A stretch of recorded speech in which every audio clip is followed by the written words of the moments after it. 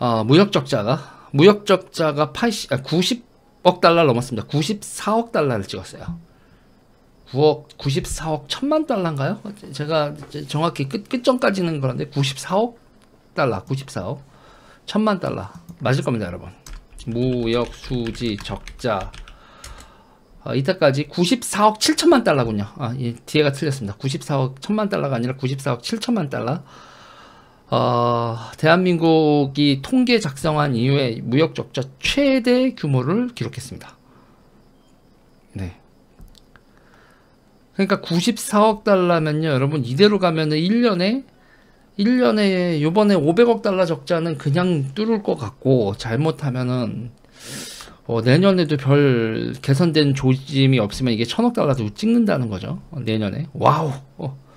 경상수지가 뭐 해외에서 이전 수지가 얼마나 땜빵을 해줄지 모르겠지만 지금 대한민국이 한 달에 100억 달러 규모의 무역 적자를 내고 있다는 건 대단히 심각한 겁니다. 의숙님 감사합니다.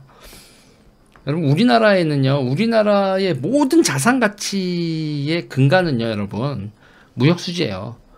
그러니까 무역 수지, 경상수지, 정확히 경상수지죠.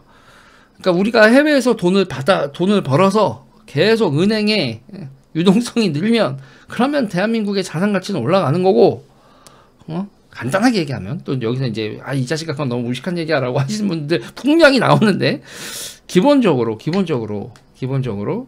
이게 우리나라의 은행의 은행의 신용 창출 능력은 경상수지가 제일 크게 작용을 하기 때문에, 이게 돈이 빠져나가기 시작하면 여러분 큰일 나요.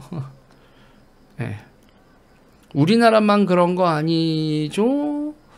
우리나라가 지금 큽니다. 전 세계적으로, 환율은 우리나라만 그런 건 아닌데, 강달러 기조에서 환율 올라가는 건, 그거는 우리나라만 그런 게 아닌데, 그런데 이게 지금 경상수자가 빵꾸가 나는 건, 그거는 여러분, 우리나라가 지금 좀 심한 케이스예요. 그러니까 우리가, 이게 왜 이런 일이 발생을 하냐면, 중국 경제가 침체되고, 전 세계에서 여러분 생각해 보세요. 우리나라가 반도체 같은 경우 생각을 해보자고요. 반도체 같은 경우에, 반도체는 여러분 설비 투자 같은 거나 이런 걸 위해서 설비 투자를 멈출 수가 없습니다. 왜냐면 제품이 한 세대가, 그러니까 우리가 이렇게 뭐 CPU 같은 것도 4세대 CPU, 5세대 CPU 이렇게 얘기하는데, 한 세대가, 공정이 한 세대가 늦으면 그냥 시장에서 도태되기 때문에 계속 시설 투자를 하느냐고 돈은 계속 들어가요. 근데 버는 거는 이게 울컥울컥 한단 말이에요. 울컥울컥 하는데, 기본적으로 지금 세상에서 여러분, 이 반도체에 들어가는 제품들이, 예를 들면 제일 대표적인 게 핸드폰 있잖아요. 핸드폰이라든지 뭐 서버라든지 기타 등등 이런 데 이제 메모리 반도체 들어가고 하는데, 그런 게 위축이 돼요, 소비가. 여러분, 지금 핸드폰 2년 딱 됐다고 바로 할부 갱신 바꿔, 이게 아니라 좀 더 써볼까, 이렇게 간단 말이죠. 그렇게 돼서 전 세계적으로 지금 반도체, 지금 여러분 식량과 에너지가 지금, 식량 가격이 오르고 에너지 가격이 오르는데, 핸드폰은 여러분 제1순위가 되긴 좀 그렇잖아요. 식량과 에너지 가격이 오르는데 핸드폰 소비가 제1순위가 되기가 어려운 데다가, 지금 우리나라 제품들을 사줄 시장들이, 그런 고가의 제품들을 사줄 나라들이 지금 전부 다 에너지 위기다 보다 난리가 났고, 거기다가 그런 나라들이, 그러니까 거기다 중국 수출품 같은 경우에는 관세 쳐맞고, 뭐 무역 분쟁, 미국하고 붙고, 그러니까 중국이 이렇게 수출 물량도 줄어들니까 우리나라의 반도체 사가는 것도 줄어들고, 그러니까 중국 경기가 하강하니까 우리나라의 무역 수지가 정말 나빠지는 겁니다. 중국이 우리나라 중간재 안 사가니까.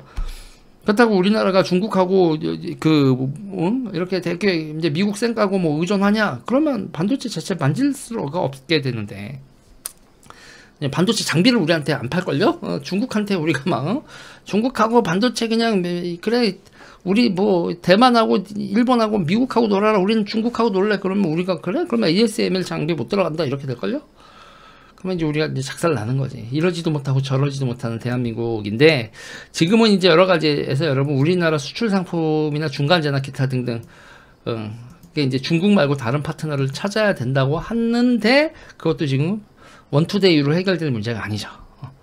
지금 이렇게 되는 상황에서 전 세계의 비효율이 증가하고, 원자재 가격이 올라가고, 환율이 올라가면서 여러분, 그래서 이제 그게 나랑 뭔 상관이야. 네, 결국은 우리 집값이 떨어진다는 얘기입니다. 기름값 전망은 어떻게 보냐고요? 기름값 전망이요. 기름값이 떨어지기 일단 올 겨울이 얼마나 춥냐에 달렸겠죠.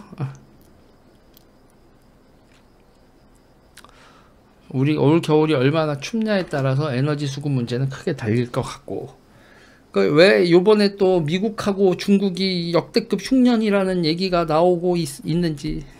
이제 추수의 계절이 왔는데 여러분, 중국은 역대급 그 가뭄 앤드 흉작, 그리고 중국이 지금 물 부족이라는 거 여러분 지금 심각하다는 거예요.